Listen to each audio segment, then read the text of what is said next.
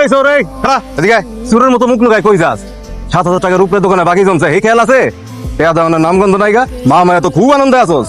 রতন ভাই, আমগো কাছে তো এখন কোনো টাকা পয়সা নাই। আমি একটা চাকরি খুঁজতাছি, হইলে আপনার সব টাকা দিয়া দিমু। তোর আবার চাকরির কি দরকার? তোর না কোটিপতি জামাই আছে, জামাইরে ফোন দিয়ে টেয়া দিতে কো। আমি পারবো না, হ্যাঁ লগে আমি কথা কইতে পারবো না। বুঝতে পারবি না কেমনে কথা কয়, তো এটা আমার জানা আছে। খারাপ তুই হ্যালো ল কত কো। হ্যালো, কথা বলছো না কেন? আপনি কি একটু আমগো বস্তির সামনে আইতে পারবেন? আমি একটু বিপদে পড়ছি। এখনই আসছি।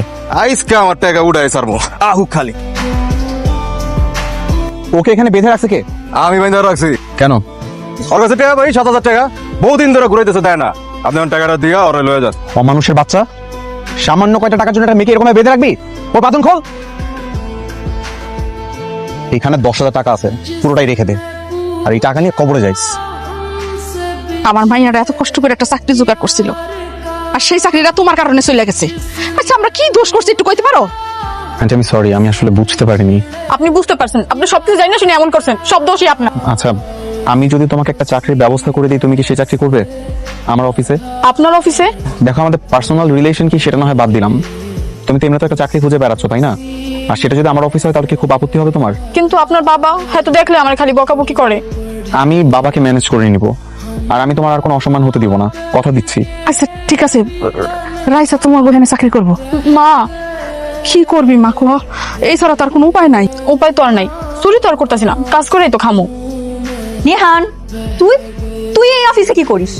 তোকে এই অফিসে কে ঢুকতে দিয়েছে? আমি যারা চাকরি নিছি। চাকরি? তোর মতো ছোট লোক ফকিরনি এই অফিসে চাকরি নিয়েছে। কে দিয়েছে তোকে চাকরি? আর তুই তো এই অফিস থেকে যে কোনো সময় চুরি করে পালাবি। দেখেন, আমি গরিব হইতে পারি কিন্তু চোর না, আর আপনি আমার এইভাবে অপমান করতে পারেন না। কি?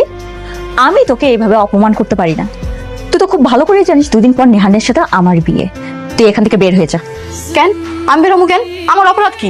তোর অপরাধ? তোর অপরাধ হচ্ছে তুই নিহানের এক্স ওয়াইফ। তোকে আমার মোটেই সহ্য হয় না, তোকে দেখলে আমার শরীর জ্বলে যায়।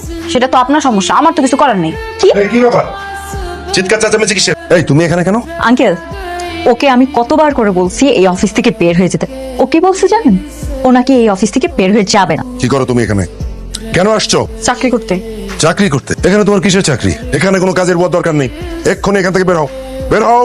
আপনি সবসময় আমার এমন অপমান করেন কেন? আমি আপনাকে কি ক্ষতি করছি? তোর কত বড় সাহস, তুই আমাদের দুইজনের মুখে মুখে তর্ক করছিস? বের হ, বের হয় এখান থেকে।